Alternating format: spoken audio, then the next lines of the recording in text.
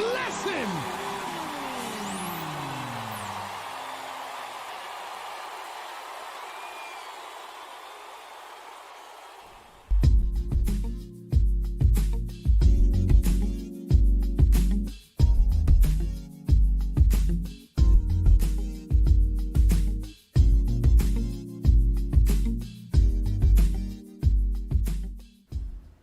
Hello, hello, THC family, and welcome to Wednesday Word. I'm your girl, Tiana Clewis, and I'm super excited to be here with all of you. I think y'all hear me say that every time I pop up, but seriously, I kind of nerd out when it comes to the Word of God, and there's just something about having this opportunity to get with God's people, even if it is just virtually. And even though I can't see your comments, I know you're there, and God is connecting us in the spirit. So I'm super excited to be with all of you, and we are going to dive pretty soon into the book of Leviticus. And don't start heavy sighing on me, okay? Trust and believe. It's not as bad as you think. It's far more interesting that you actually would believe. So just stick around with me, share, let the people know that you're here. And in the meantime, while the people are coming on and folks are able to get into the room, let's get some praise and worship going. So what we're going to do is we are actually going to dive into a song that's called In Your Hands. Here we go. Say, whoa, come on. Whoa.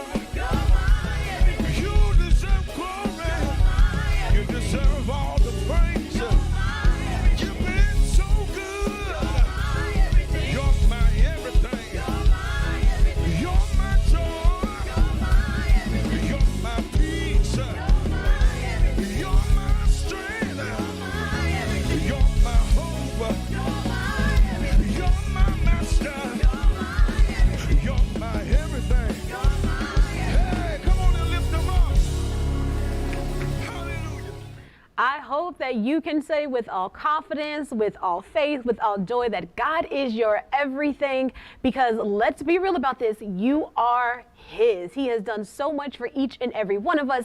He continues to bless us, continues to keep us, continues to do all these amazing things. And the great thing is that actually coincides with what we're going to be talking about today. So, you know, it just works for me. Again, excited. I need a thesaurus. I need a new word, but I'm excited about all of this. So before we start diving into the book of Leviticus, I want to take a moment and go to the Father in prayer because, hey, it's all about Him, right? So dear Heavenly Father, we come to you right now just grateful to be in your presence, thankful for who you are, what you've done, and appreciating this opportunity to sit down to woosah and to just get to know you better, Lord. Father, I pray that what's going to be shared tonight blesses your people. It gives them exactly what they need so that they can study your word, so that they can actually begin to understand things in the Bible that were confusing them before.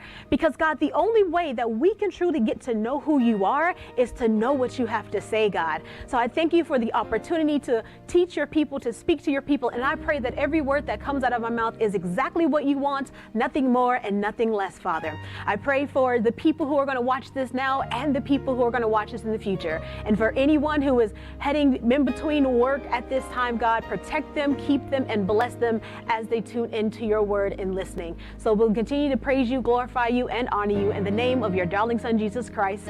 Amen.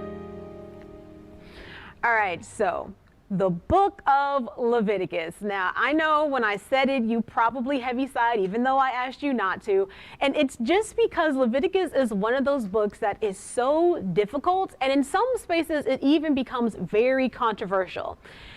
And I'm going to be honest with you, the book of Leviticus actually used to kind of freak me out, only because when I was younger, I was not the biggest rule follower. And when I would look at Leviticus, I'm like, oh, it's just a bunch of rules.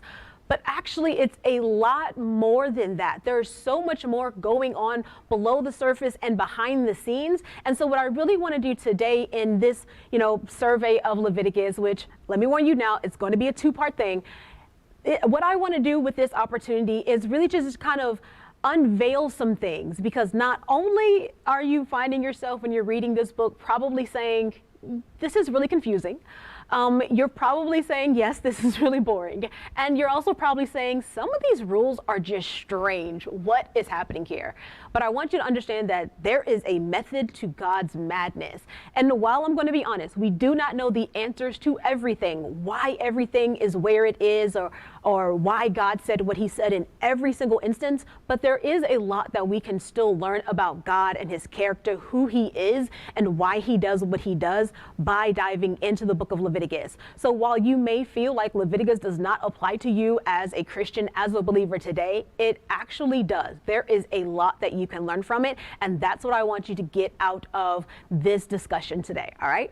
Oh, and just so you know, as I'm going through teaching, we do have the voice of the people. So throughout this conversation, go ahead and drop any questions that you have in the chat so that our voice, I think it's going to be Shelby today, so that Sister Shelby can help me out and share the questions that you have for our question and response period. And again, I do not promise to have all the answers, but I will give you a response. And at least this round, I can actually do a little research and maybe come back with a better response next time. All right. So just wanted to let you know, voices of the people is in the house. Do not be afraid. Drop your questions as we are going through this. So let's set the scene. What is Leviticus? So Leviticus is the third book of the Bible. We are still in the Pentateuch, which is the first 5 books in the Bible that's found in the Old Testament. And it's written by Moses. Now, I know that there are some people who will dispute that fact, but when you really just look at how it's written, what it's saying, it really just makes sense for it to have been written by Moses. So we believe that the book of Leviticus was written by Moses. And it's important to note that when you're reading the book of Leviticus, it was written with the thought process of the people, future generations of Israelites, being able to understand what it is that God has called them to do, the instructions that God has called us to follow. But there's a reason why he's given us these instructions. Well, why he's given the Levites, the Israelites, these instructions. What he wants is for them to know how to dwell with him, a holy God. And we'll dive into that more later. But ultimately, that's what Moses was trying to do. That is what God was doing through Moses when the book of Leviticus was written. He really was trying to speak to future generations of Israelites to understand how the rules and the rituals that they should follow in order to be an unholy people dwelling with a holy God. Now, if you'll remember, covenants, dispensations, we've talked about those. And as you'll remember, that the book of Exodus is actually when we had the last change in covenant and the last change in dispensation. So with Exodus 19, we actually went into what's the covenant of law. Makes sense, right? We're diving into Leviticus. It's about essentially a bunch of rules, regulations, laws, commandments given by God. So it makes sense that we are now in the dispensation of law.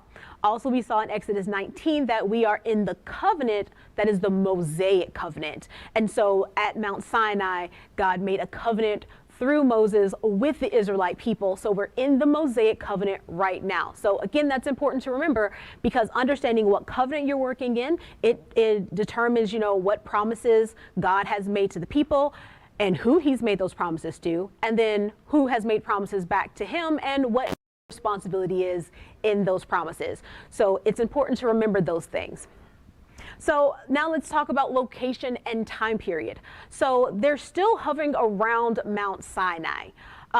They actually ended up hanging out around Mount Sinai for about a year or two after they left Israel. And so that's where they are.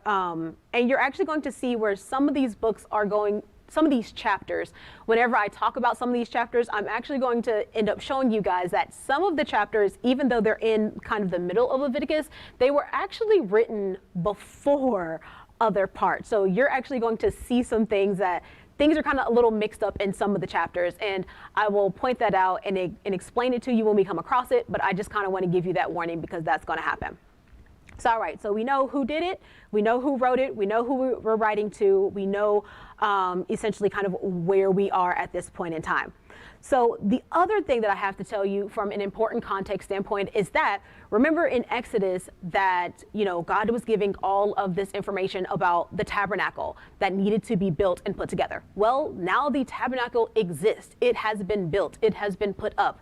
The Israelites know exactly who is supposed to do what with regards to the tabernacle. So we know that the Levites have been set aside, and there's three primary tribes primary groups within the tribe of the Levites that have specific responsibilities around taking care of the tabernacle. Now, one thing that's interesting, though, is that remember that when they were at the base of Mount Sinai, they said, God, we're going to follow all these covenants and all these rules that all these rules and all these covenants that you've given us. We're going to follow it, right? But then immediately they rebelled, they messed up, and they got in trouble, right? Well, it means that there's something very important that Leviticus is going to help us do, that to really kind of see it fully, we actually have to look at verses in 3 different books of the Bible to kind of make it make sense. And it'll begin to show you a little bit of why Leviticus is important. So the first verse I want to show you is Exodus 40, verses 34 and 35. And so specifically what that says is, and the tabernacle is built, it's been put together. And when you look at verse 34, it says, then a cloud covered the tent of the congregation, and the glory of the Lord filled the tabernacle. Verse 35, and Moses was not able to enter the tent of the congregation, because the cloud abode thereon, and the glory of the Lord filled the tabernacle. So that's the very end. Literally there's 3 more verses. There's 4 more verses before you end Exodus. So the tabernacle is built, but Moses couldn't go in. And that is actually highlighted then when you look at Leviticus 1:1. Leviticus 1:1 says, and the Lord called unto Moses and spake unto him out of the tabernacle of the congregation. So Moses can't enter, and God is having to essentially call out through the tabernacle, which is, if you remember, it's essentially a giant tent. And so God is having to call out of this giant tent to get Moses' attention, because Moses can't yet enter. So essentially Moses has to talk to God outside of the tabernacle. But the things that are shared in Leviticus, all of the rules, the regulations, the rituals that are shared in Leviticus, it gets you to a place where in Numbers 1:1, there's a shift. Numbers 1:1 says, "And the Lord spake unto Moses in the wilderness of Sinai, in the tabernacle of the congregation." So I'm pointing this out to show you that at first, Moses could not go into the tabernacle, and frankly, no one could go into the tabernacle. Now, and then by the time we finished walking through Leviticus, now Moses and the priests can go into the tabernacle to talk to God. This is very important because, like I mentioned earlier, the entire point of the book of Leviticus is to show how an unholy people, people who are going to mess up, who are going to sin, who are going to make mistakes, and have already proven it out in Sinai, in the wilderness of Sinai, that this is how they're going to be able to live and to dwell with a holy God living among them. Because remember, God cannot be in the presence of sin. In fact, when sin appears, if it is not cleansed and purified, God is going to essentially leave during this time period. His glory will actually leave the tabernacle, and they're left essentially by themselves until they can atone and be purified. And so you're going to learn all of that in Leviticus as well. So and the reason why this is especially important is because, one, you want the protection of God, right? You want God walking with you. You want him to dwell among you because he's the one who gives you the protection. He's the one who gives you the blessings and the provisions, and he's the one who has created all of these things. So if you are going to be with anyone and have anyone as your king, then you want the one who created all things. But you also then need to have as much access to this king as you can possibly get. Well, the tabernacle, when you think about it, imagine it as a palace. The tabernacle is God's palace among his people. And if you remember from last week when Boyd was talking about the instructions of how the tabernacle was going to be put together and organized, what you have is there's a giant courtyard outside of the tabernacle, a massive courtyard where offerings are done. And then the tent itself, the tabernacle itself, is split into two pieces. And you have the holy place and then the most holy place. Well, the most holy place is like the throne room of God. And one of the things that you're going to see as we're teaching is that you have to appropriately respect and revere not only God, but God's things, his space. And so the closer you get to God, the cleaner, the more pure, the more sinless you have to be in order to get closer into the presence of God. And so it's vital that the people can enter into the tabernacle so that Moses can get there, so that the priests can get in there. It's vital because if they cannot get as much direct access as possible, they're losing out on things. They're losing out on blessings. And that is the last thing that we want. We want all the blessings, all the insights, all the protection, and all the instructions. So one of the things that caught my attention is when you're thinking about the primary theme of Leviticus of how a holy people can dwell, how an unholy people can dwell with a holy God, you're going to find yourself coming across a phrase very often throughout the book. And so I'm just going to use Leviticus 11:45 as my example. It says, "For I am the Lord that bringeth you up out of the land of Egypt to be your God. Ye shall therefore be holy, for I am holy." And so remember, I keep saying an unholy people can dwell with a holy God, right? And I'm saying that because the Israelites were not just naturally and automatically holy. Just because God picked them didn't make them automatically holy. There were essentially actions that they had to take so that they could function as a set apart people. Because that's what being holy is. It's being set apart. It's being unique.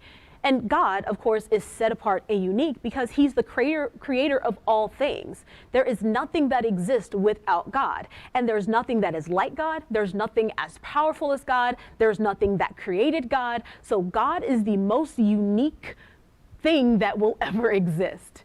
And so because he is of such great uniqueness and and distinctiveness, I think I like that word, distinctiveness, well, so too do the Israelite people have to be. But in the very beginning, when God brings them out, they're not really all that distinct. They're not really all that special. They're not really all that unique. All they are is just a bunch of enslaved people. And at some point, God has to clean them up so that they can become holy. And so that's what's going to be happening throughout Leviticus. And we're going to learn how he does this. Now, that being said, I want to let you know that as you're reading through the book of Leviticus, you have to understand that there is actual application to your life today as a Christian. This is not something that you can just gloss over and pretend doesn't exist. And the reason why is because when you think about laws, every law is given for a reason. There is some sort of value. There is some sort of purpose behind each law that exists. It can, whenever you look at, for example, everywhere in the US, murder is a crime, right? Well, it's because we value human life.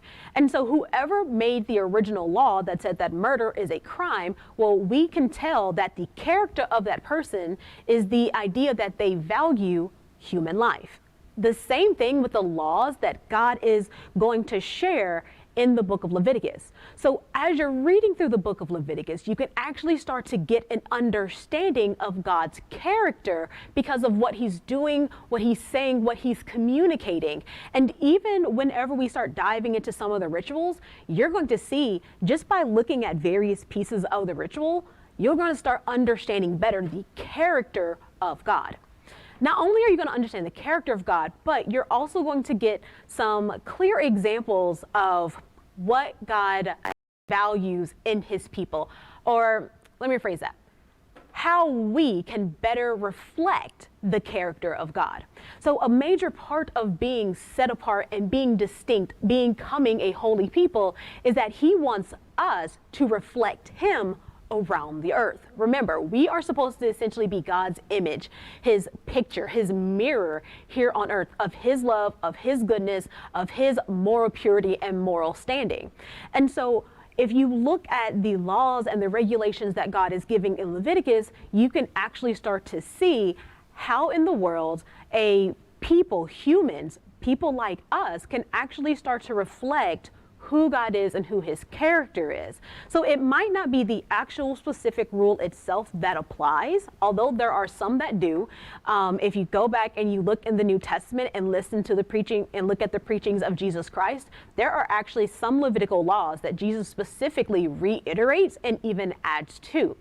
So some of them, they still directly apply, but there are others that it's not that rule itself specifically applies, but what value, what the application of it is the thing that is really what you want to take away from it. And so that's the reason why it is important that we all learn to read Leviticus and get comfortable with it. And plus, on top of that, let's be honest.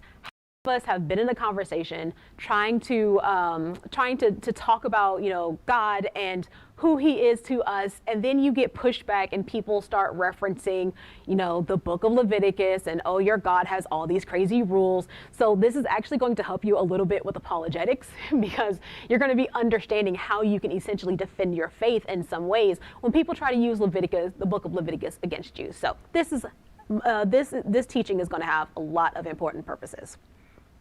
All right, so let's dive into this. So the book of Leviticus, depending on whose sources you look at, but most of the sources I looked at kind of agree on 7 overall breakdowns. And frankly, I like how it's broken down in these 7 parts. So this is what we're going to rock with. It makes the most sense to me in my study.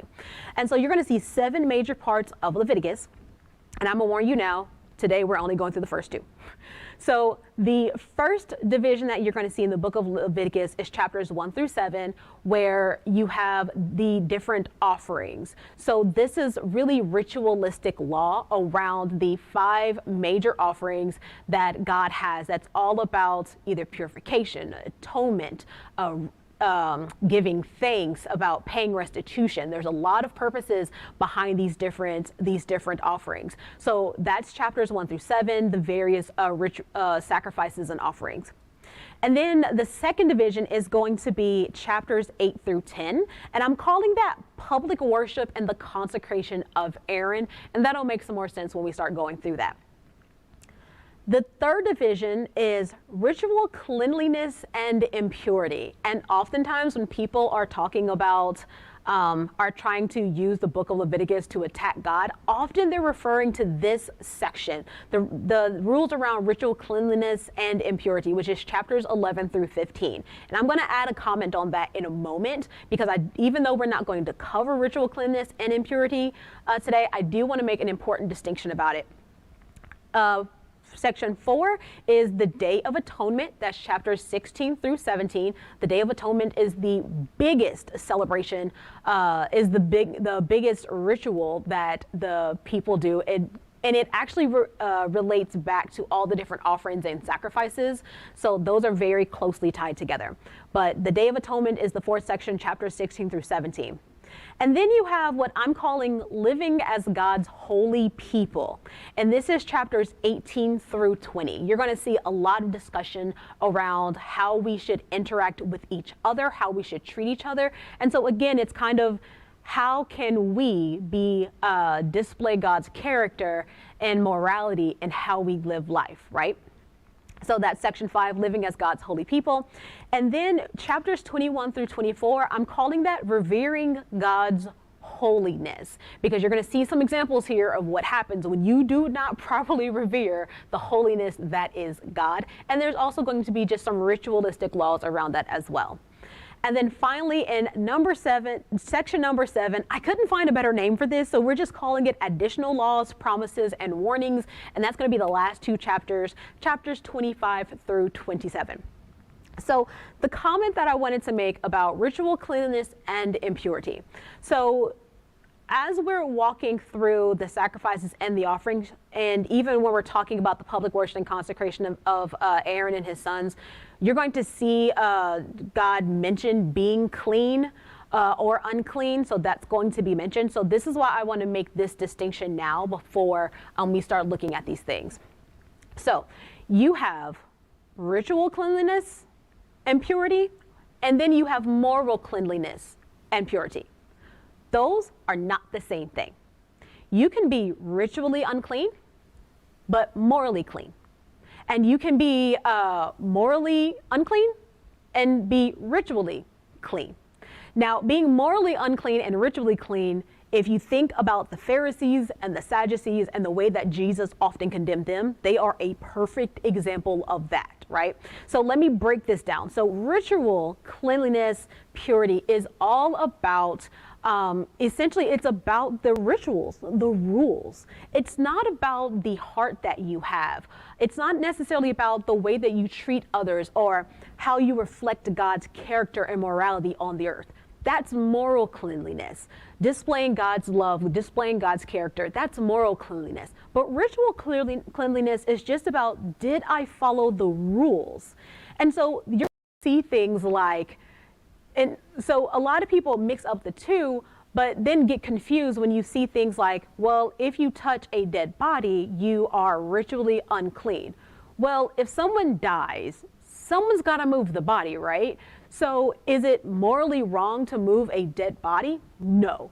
Or when a woman has that time of the month, is that morally wrong? No, but it does make her ritually unclean. So it's really important that you understand that there's going to be times when God is talking about ritual cleanliness and moral cleanliness, but you can be ritually clean and morally clean. You can be ritually unclean and morally clean. They're not the same thing. Now, the thing about ritual cleanliness, why it exists, well, this is my theory on why it exists, and there's a lot of scholars who agree with me. So my theory on why it exists is that if you took the time, effort, and energy to try to be ritually clean, to follow all of the rules around cleanliness, it's actually going to cause you to think about moral cleanliness a lot. because you're trying to be ritually pure, it's going to drive your thought process back to moral pureness. And so, and it's just one of those things where I've even, so one of the courses that I was watching is by a scholar by the name of Dr. J. Schuyler. And in his classes, he actually has his students follow Levitical law for a week, just 7 days. And unanimously, every single time, one of the things that they say is that all of the effort they took to try to be ritually clean, it made them think about moral cleanliness. It made them think about, am I being morally pure? Am I reflecting the character of God in a good way? So ritual cleanliness matters because it drives your thought process back to moral cleanliness. So hopefully you've got that distinction. So now let's start walking through the chapters. And so we're going to start with the first section, the offerings, which is chapters 1 through 7. So, all right. So when you are looking at the offerings, there are 5 primary offerings. And what you're going to see in this kind of first section is each chapter is essentially going to cover a different offering. And then when you get to the last 2 chapters in this section, which are chapters 6 and 7, you're essentially going to get another review of the 5 different offerings, but there's going to be a little extra detail in there. So it's going to be a little bit different, but there's going to be, in 6 and 7, you're going to see some repetition, but there's additional details in there that are actually pretty helpful to look at. So let's talk about, in chapter 1, you are going to see the, so in chapter 1, you are going to see where we are talking about the burnt offering. All right. So the burnt offering is a very expensive offering to do. And the reason why this offering is expensive is it's about making an atonement for injury you've done to God, for sinning against God. So you're making atonement so that you can be, ultimately, so you can be forgiven by God for what you have done. So there's gonna be some confession in there, and of course there has to be a sacrifice. And so the reason why I say this is one of the most expensive offerings is because you have to give a male bull without blemish. So that is the most expensive thing that you can give. Now, God does make some adjustments from a socioeconomic standpoint. But so the less money that you have, you could give a bull, or it could be something from the flock, which is like a sheep or a goat. Or if you really have no money, you're absolutely dirt poor, you can actually give a couple of doves. But the point is, this is because you are trying to atone, to ask God's forgiveness for sin, for essentially intentional sin, then you have to give something big to show that you are genuinely contrite, that you really do want to get back in right standing with God. And so here's one of the things that I love about these sacrifices is that, actually, before I get there, one of the things I do want to point out about this particular sacrifice, is it's the only sacrifice where the entire sacrifice is burnt. There is not a single piece of this particular sacrifice that is saved. And that's another thing that makes this sacrifice so expensive. The other 4 sacrifices, you're going to see that there's a piece of it that's taken and the priests are able to eat. So it's actually used as a way, the sacrifices are actually used as a way for God and God's people to take care of the priests who are taking care of his tabernacle and who are helping the people to worship, right? But in this one, the burnt offering, everything is burnt. Nothing is left behind. There is nothing that can be eaten or consumed. And so the thing that I love about this is that when you look at the offerings, all of the offerings actually point back to Jesus Christ in some sort of way. And I want to bring that up as we go, because it's easy to lose sight of the fact that the Bible, remember, it has a purpose, it has a subject, it has a theme. So the Bible is talking all about God's plan to redeem humans and the world back to him through his son, Jesus Christ. So the whole book is about Jesus. And so it's important that you can see where you can find Jesus in various parts of the Bible, and you can actually see Jesus throughout Leviticus. So for example, with the burnt offering, which is the entirety of chapter 1, because it's about making atonement and you're using the bull or the goat or the lamb as a substitute, well, that's what Christ was. Christ was a substitute. He made atonement for you.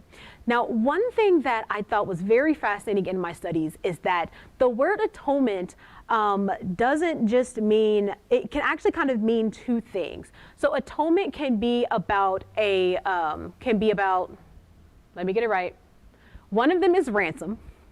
So atonement can be a ransom. And so typically when we think of ransom, we think of someone came, kidnapped your kid, is demanding money for the kid, right? That's not how ransoms worked back then. Back then, a ransom was actually, think of it kind of like restitution. So I messed up, and so I'm paying to you a ransom for the wrong that I did. So atonement can actually be about ransom, but it also can be about purification. Now, there are some scholars that say that in some instances, atonement means purification. In some instances, it means a ransom, paying restitution.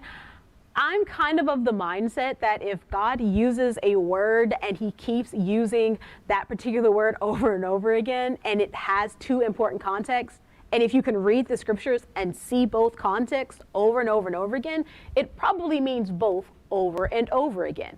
Because think about it. If I sin against God, not only do I need to essentially make atonement by paying a ransom, which rightfully, when I sin against God, the ransom should technically be my life.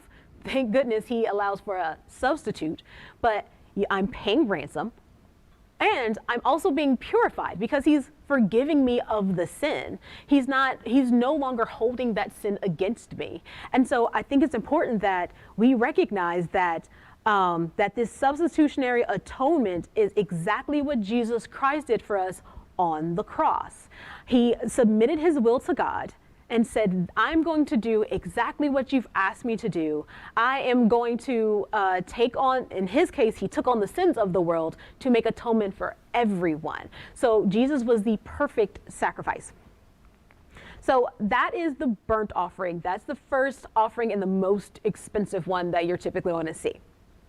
The next offering is something that's called the grain offering. And I will admit there are times when I'm reading my KJV Bible, I would get really confused because it says meat offering, but the offering is actually grain. So just so you know, when your KJV Bible, and there's probably other versions, when it says meat offering, it's actually talking about the grain offering. And so the grain offering is very distinct and has some very distinct rules about it. So the grain offering is actually about nope, I don't want to phrase it that way. I don't like the way I phrase it in my notes.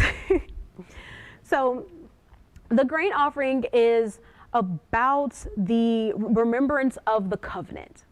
It's about remembering that you are in covenant with God and that God is in covenant with you. So oftentimes when you are reading about grain offerings being made, it will talk about, they made the offering and then God remembered them. And he's God. God doesn't forget anything. But basically it's almost like you acknowledged the covenant. You're acknowledging the covenant, your end of the covenant, and you're acknowledging his end of the covenant. And when I first read that, I didn't understand it when I was first studying it. But what it turns out is the reason why that works is actually in the ingredients. So apparently salt represents covenant in many instances. And so when you look at what the grain offering is, it is the finest flour, it's oil, it's salt, and it's frankincense. Now, finest flour, that good, that fancy stuff, the stuff that you're going to spend a little money on. And then frankincense, that's also really expensive, like really, really expensive. That's the reason why it was presented to Jesus Christ when he was, after he was born, because it is something that is so expensive, it's fit for a king. So you're giving this expensive sacrifice to a king, and you have salt in it, which actually represents the covenant, which I just found that fascinating. And here's some interesting thing. Here's two interesting things that I saw. So when you're reading about this particular covenant, that is about, again, recognize when you're doing this particular offering that is about the covenant, you're going to see that there's two ingredients that are specifically banned. And one of them is leaven or yeast, and the other one is honey. Now, many times you hear people talk about yeast represents sin, because a little bit of yeast, it can infect things. It can basically, a little bit of yeast can actually essentially permeates the entirety of whatever it's been put in. So oftentimes it's used as a representation of sin. There's also the belief that one of the reasons why it was actually banned is that one of the reasons why it was banned in these offerings is because nothing living could be offered. Only things that were dead could be offered. And yeast, it's bacteria. It's living bacteria. So it's a living thing that would be offered, which goes against the slaughtering, the killing for an atonement. But yeast is not allowed, and honey was banned. And I didn't understand why honey was banned. Well, apparently, back in those days, honey was often used in the making of leavened bread. Because what happens, the reason why yeast is useful is that yeast, it eats the sugar inside of whatever you're baking. And as it eats the sugar, it lets out gases, which then makes whatever you're baking bigger. Well, honey, because it has a high sugar content, it was often added into the batter so that the yeast could eat the honey and it would actually speed up the entire process. So it's believed that the reason why honey is banned for the same reason. It's almost like as if honey is being represented as some sort of like catalyst for sin, or something that takes you deeper into sin, moves you further into sin. It's something that I found very interesting, and I wonder, what are your thoughts on that? Like, does that make sense to you? Is that something that that you think? Go ahead, share in the comments. I'll check them out later. But so ultimately, oftentimes you are going to be giving the grain offering at the same time that you're giving one of the other offerings, because the other offerings typically were some form of meat. There are some exceptions, but typically the other offerings were some form of meat. And the cool thing about this particular offering is that because the grain offering was often given with like an atonement offering or a sin offering, what it does is it almost completes the meal. Because remember, like I told you earlier, the priests were actually able to eat some of what was sacrificed. So if you sacrificed a bull and you gave a grain offering, well, the priest could eat part of the bull, and they also had either some bread that they could eat, or they had some, flour and oil mixed together that they could then bake to have bread to eat. So it actually would create an entire meal. And so my understanding is that's actually part of the reason why sometimes the grain offering, which is also referred to as the meat offering, can also be commented as a meal offering sometimes. But so ultimately, the grain offering was all about covenant. Now, here is some notes about how the grain offering can actually be used to point back to Christ. So there's three different ways that I see how this points back to Christ. So the lack of yeast signifies Christ's sinless nature. The fact that there was oil in the bread is considered to signify the anointing on the life of Jesus Christ. And then also the fact that it's used in kind of a remembering of the covenant, in devotion to God. The fact that it's often used in that manner is that, the fact that it's often used in that manner then signifies that the actions of Jesus Christ was fulfilling a covenant. So remember that when God made the covenant with Abraham, he was saying that the entire world, that all of humanity, all of the world would be saved because of Abraham's lineage. Well, the birth, sacrifice, and resurrection of Jesus Christ actually fulfilled that covenant, because his crucifixion, Jesus' crucifixion, is what saved all of us and began restoring the world back to the Edenic image. And so that grain offering really represents like three different things. But then you move to chapter 3, which is the fellowship offering or the peace offering.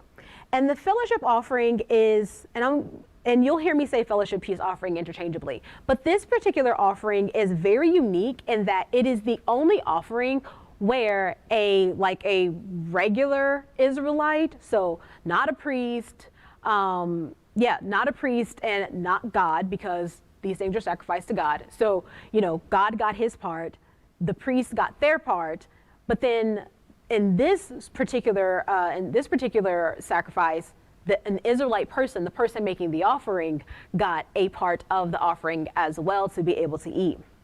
Now, this is about this actually signifies our right relationship with God, including recognizing his divine help and his blessings. But not only does it do that, but it also is another type of way of, let me rephrase this.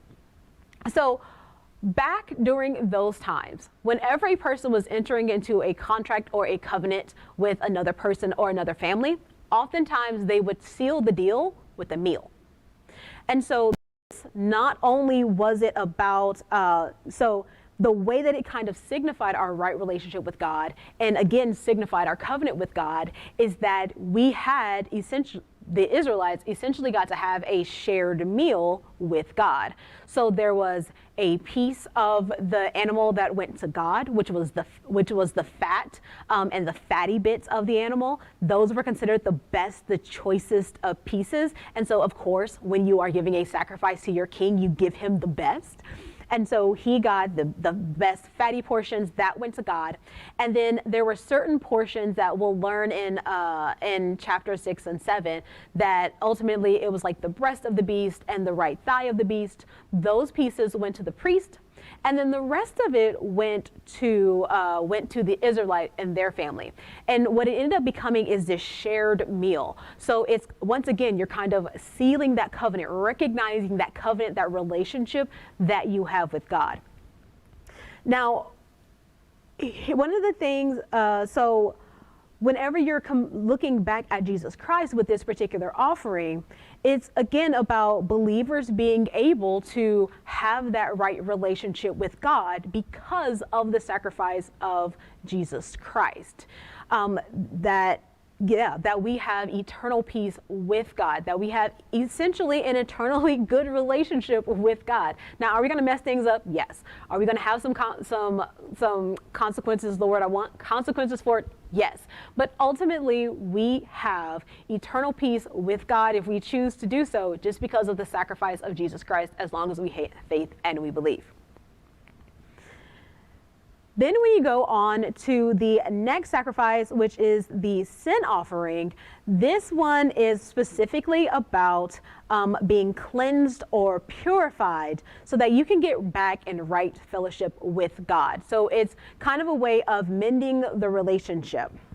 But what's important about the sin offerings, it's for unintentional sin. So it's sin that you did either because for whatever reason you were ignorant of the law, or it was because maybe you didn't know some key information. And so with the information, you would have known that this was a sin, but because you didn't have the information, you took the action, it resulted in you sinning. Or it might have been something where it's like, honestly, you just forgot. And so that created a unintentional sin.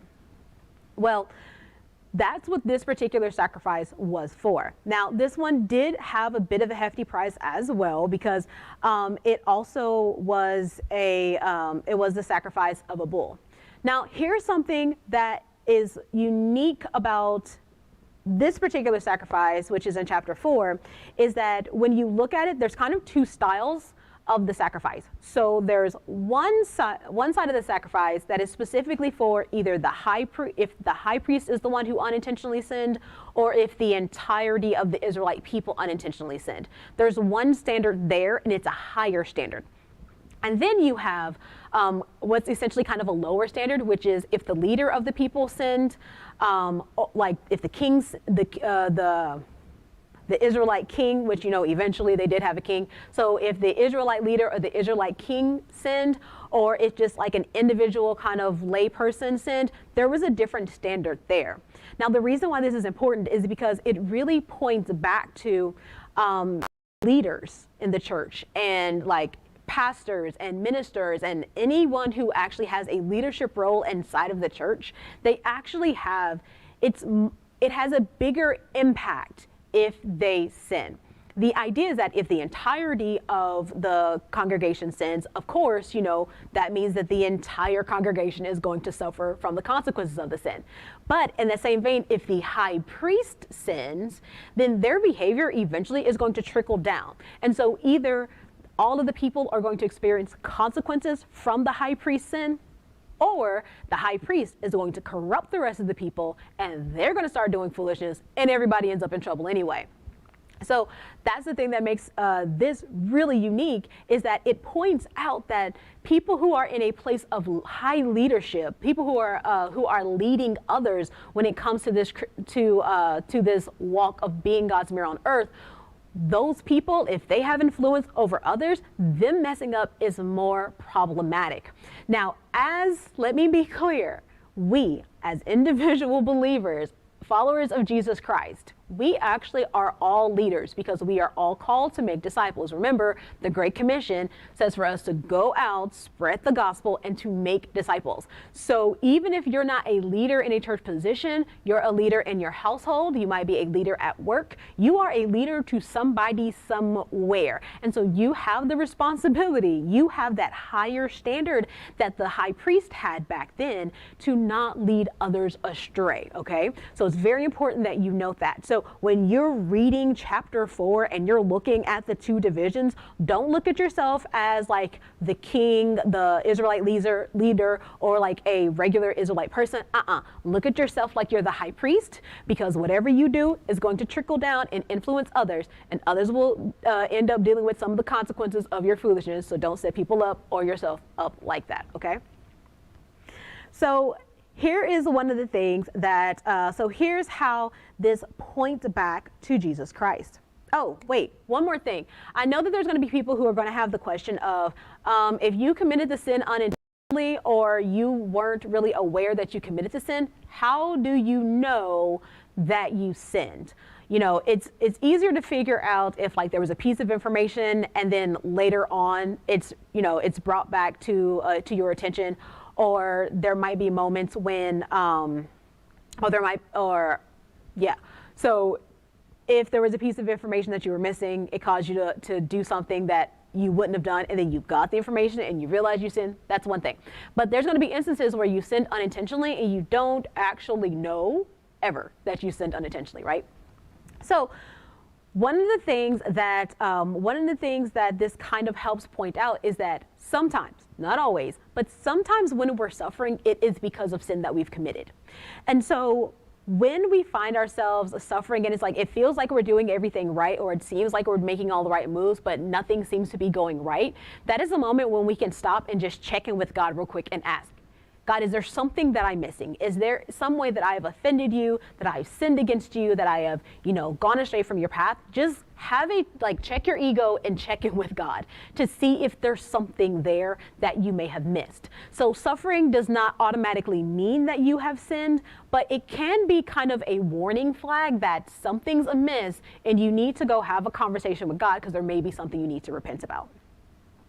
But of course, the sin offering, when you think about pointing back to Christ, is really the fact that Jesus was the ultimate sacrifice for all of our sins. There is not a sin that he left untouched. There is nothing that you have or will do that is too big for the sacrifice of a sinless Jesus Christ. But sin offering, that's ultimately how that points back to Christ, because that's exactly what he did.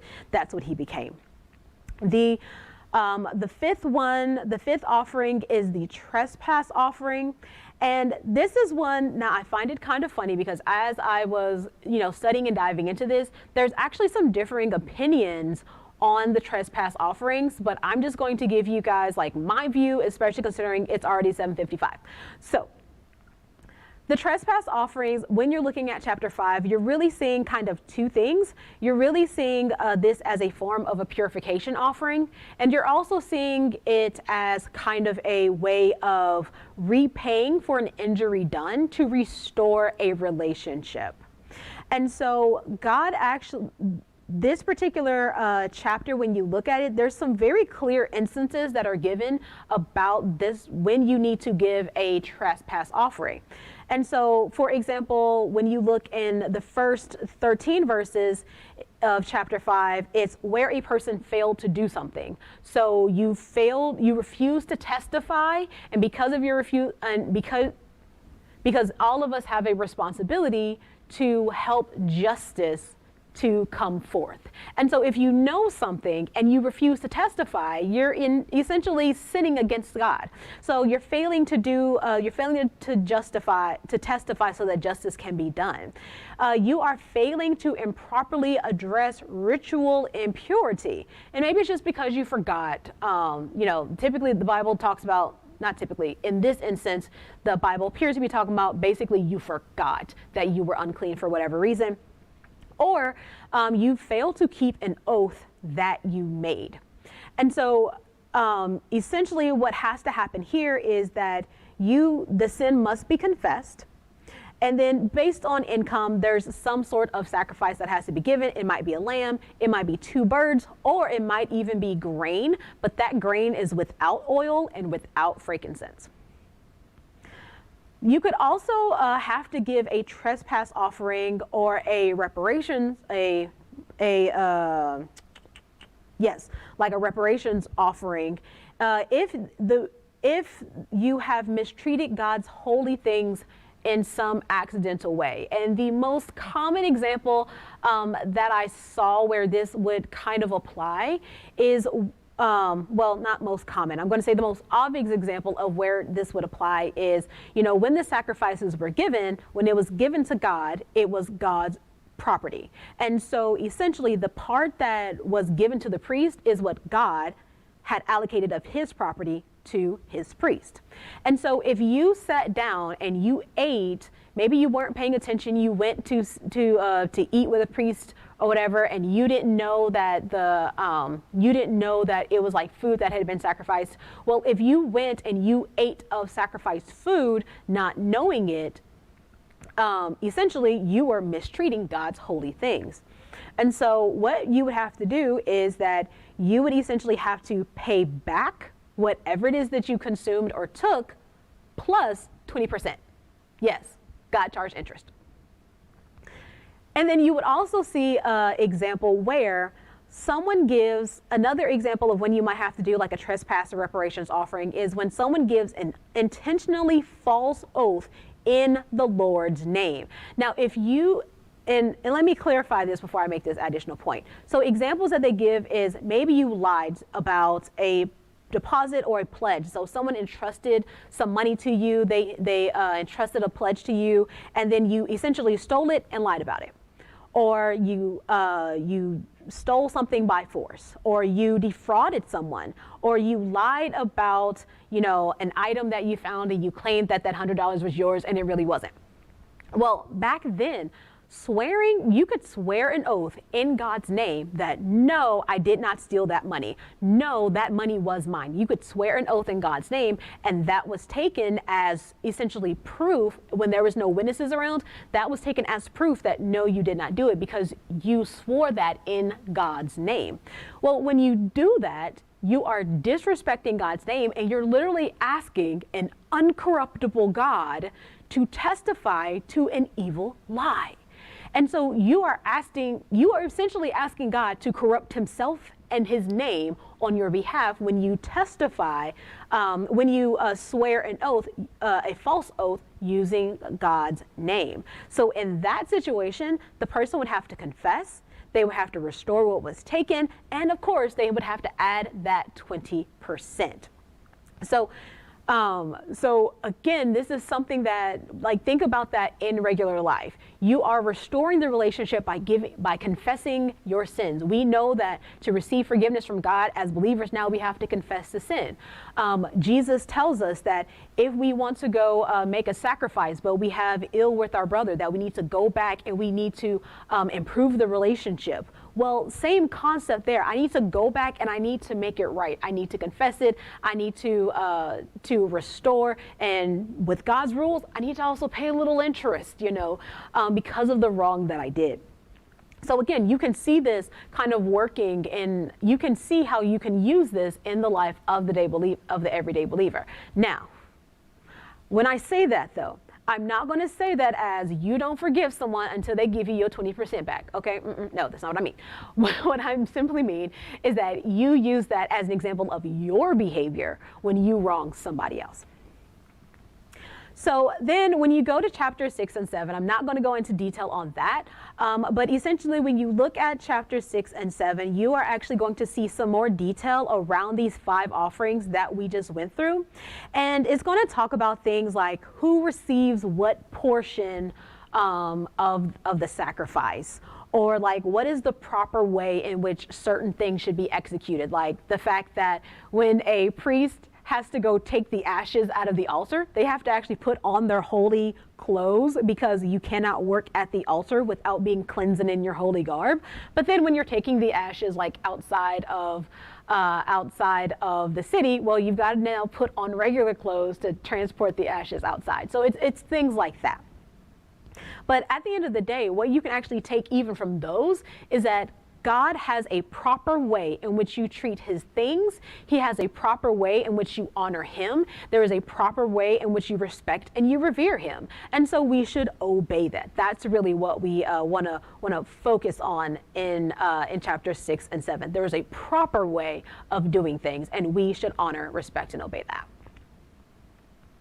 So now let's pop over to chapter 8. And when we get into chapter 8, we're actually shifting into the second division that I talked about, which is public worship and the consecration of Aaron and his sons. So remember how I told you that back Leviticus 1 and 1, well, back in Exodus chapter 40, verse 35, it specifically said that Moses could not enter into the tabernacle. You saw that kind of referenced a little bit in Leviticus 1 and 1.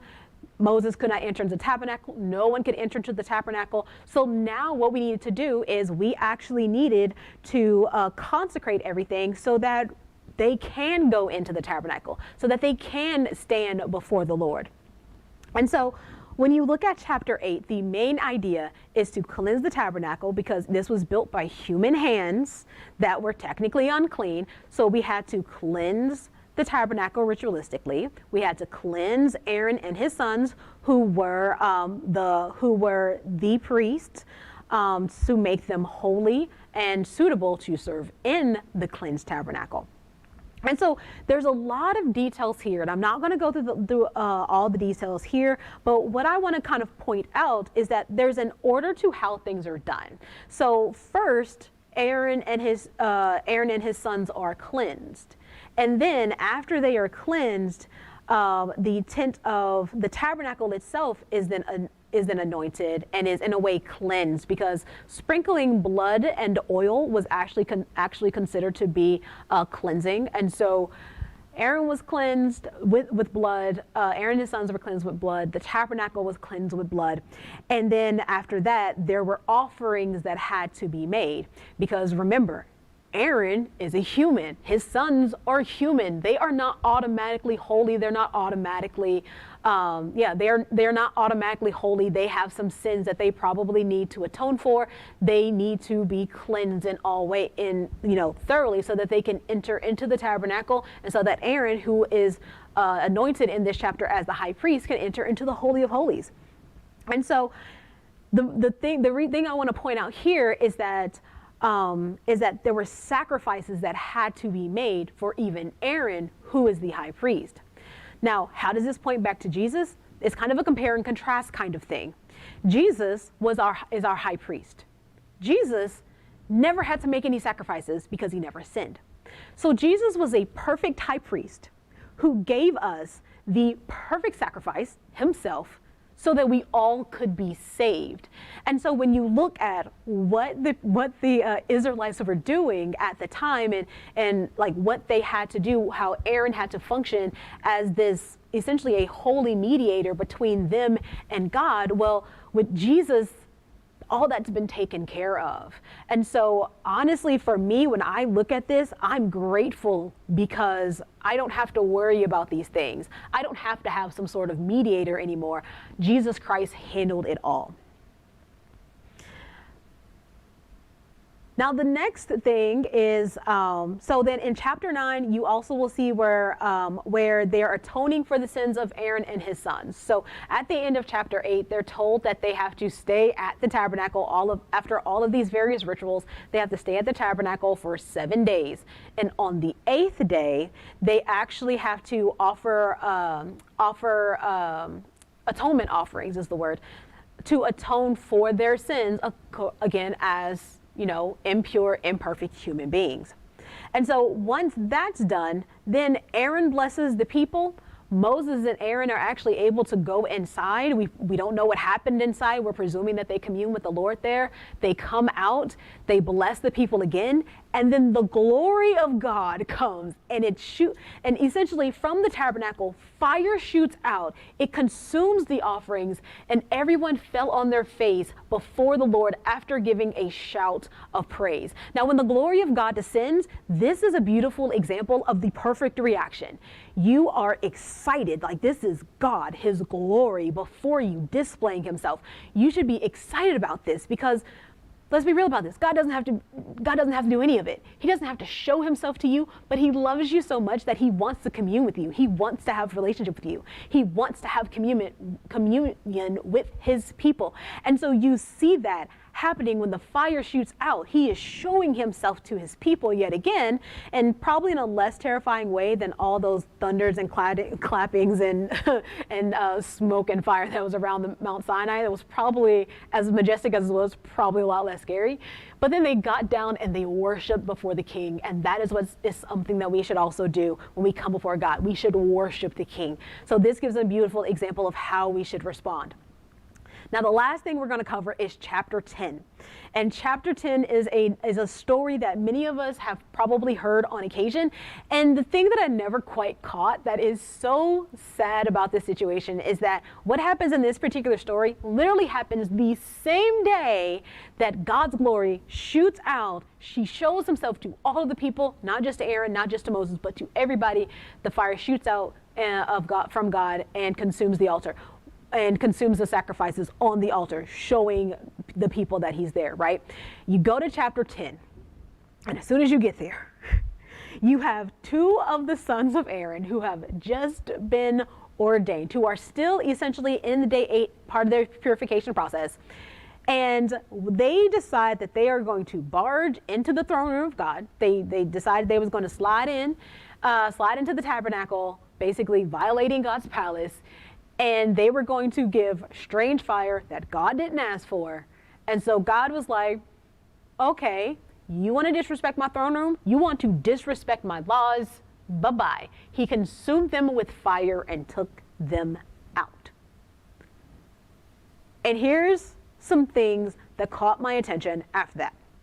Now, one of the things, and I think I've even said this before, so if you've ever heard me say this, I apologize because it was not fully accurate. So one of the things that people often point out is that God specifically told Aaron that he could not mourn his sons. And that is true. He did say you cannot mourn your son. So all of the, messing up the hair and ripping your clothes, all that ritualistic stuff that they would often do to mourn the loss of a loved one, Aaron and his 2 remaining sons were not allowed to do for these 2, which had to be so hard. But if you pay attention to the scripture, it actually specifically says that the Israelite people, are allowed to mourn the 2 who were consumed by fire. So what it comes down to is the reason why Aaron and the 2 sons were not allowed to mourn was because they were still in their process of being consecrated to serve as God's priest. So they couldn't yet do these other things because they had to focus their attention on continuing to be consecrated. And to engage in all of these activities that were associated with mourning would actually make them ritualistically unclean. They couldn't do that and continue on with their consecration. That's why they couldn't mourn. He couldn't mourn his sons, and the 2 remaining couldn't mourn their brothers. It was just because they were still in the middle of their consecration process. But God, being the gracious God that he is, even though these 2 were killed because of their own disobedience and their own foolishness, God said, but the people can still wail on behalf of the 2 who were killed. You also see that God gives some more rules, and there's one rule that caught my attention, and I want to know kind of what you think, because in one of the resources I was looking at, they came with a theory, and I'm like, that might actually make sense. So God specifically now God gives a series of instructions, but one of the instructions he gives is that you're not allowed to drink before you go into the tabernacle or before you are about to go and do your priestly duties. So basically, you can't drink before you go to work. Not you can't drink ever, you just can't drink before you go to work. Well, why is that? The theory that this professor shared is that he wondered if maybe their names are Nadab and Abihu. I always say his name wrong. Nadab and Abihu. He theorized maybe they had been drinking, and maybe that's why they foolishly went in and they barged in and they gave false fire. Now, that is not confirmed by the scripture at all, but I thought it was a very interesting theory. So go ahead, share in the comments, share in the chat. What do you think? But it also means that it's very important for, as you are walking in your priestly duties, and remember, we are peculiar people. We are God's priests on this earth. All of us believers are. So you are essentially a priest now. We have to be doing this with a clear head. So when we're ministering to others, we need to be doing it with a clear head, being able to follow through on what we need to do. So there's not a ban on drinking completely here, but the ban says that when you are about to go engage in your godly duty, you need to have a clear head and a clear mind when you do it so that you can execute everything properly. So, keep that in mind as you're walking out this Christian life. And then the last thing is ultimately it actually ends with kind of a fight, like baby shouting match between Moses and Aaron. So what happens is that, remember, some of these actually, I didn't mention this. So in some of these sacrifices, they were supposed to be eaten on very specific days. So remember I told you that a lot of the sacrifices, the priests were allowed to eat them. Well, some of the sacrifices, they had to be eaten the day of the sacrifice, or they had to be eaten within like 2 days of the sacrifice. Well, what happened is that Moses reiterated the instructions that these particular purification sacrifices have to be eaten. And he goes off and is doing whatever he's doing. He comes back and he sees that a bunch of these sacrifices are burnt have been burnt. And he goes to Aaron and he's like, what is going on? Like, you were supposed to eat these sacrifices and now you haven't done it. So basically he's like, oh my gosh, y'all are disobeying again, get it together. Well, here's the thing. When you look at the rules about the sacrifices that have to be eaten on a certain day, it says that if these sacrifices are not eaten by the appropriate day, they have to be burned. If they're not burned, but instead are consumed, then not only is the sacrifice not accepted by God, but also the person who ate of the sacrifice inappropriately now is going to have to deal with some consequences and repercussions. Well, Aaron came back and said, well, here's the thing. With everything that just happened with my sons, yeah, we were going to eat them, but we began to wonder with what was happening, would God even accept these sacrifices if we ate them after what my sons just did, after what our family just did in the tabernacle? And so essentially what Aaron was doing is he wanted to make sure that God accepted these sacrifices. So instead of eating them and risking, being ritualistically impure because of the behavior of his sons and those sacrifices being considered defiled and not accepted by God, he would rather take those sacrifices, leave them there, and then essentially burn them at the appropriate time to ensure that the Israelites' sacrifices were accepted by God. So essentially at the beginning of the chapter, you start with complete disobedience by the priest, but then at the end, you see the priest going out of their way to be obedient and to make sure that the sacrifices of God's people were accepted by him. And it says at the very end that Moses relented and he was content with that answer.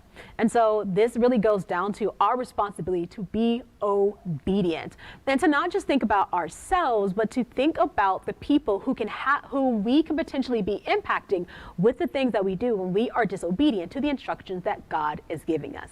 And so with that, we are going to stop right there. So we have gone through the first 10 chapters of Leviticus. There are 17 chapters to go. Trust me, we'll definitely get through it. Although next week is not going to be Wednesday Word. Next week is going to be breakout sessions. So keep your eye out for information on those. But in the following week, we will come back and we will knock out the rest of Leviticus chapters 11 through 27.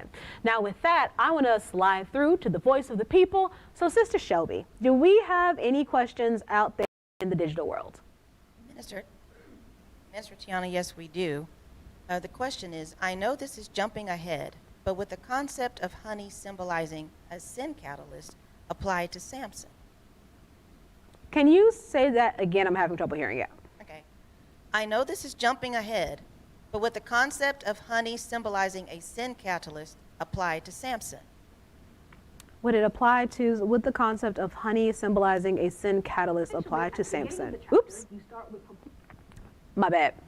Since I was having trouble hearing the audio, I decided to pop onto the platform where I know Shelby put the questions. And I didn't expect my only sound to come through. So, honey symbolizing a sin catalyst applied to Samson. So, I'm not 100% sure what context you mean. But when I sit here and I think about Samson, so I'm assuming you're talking about the story of Samson and Delilah, and could you consider Delilah as almost Samson's form of honey, something that is sweet, something that essentially pushed him in a way into sin? I can see that argument.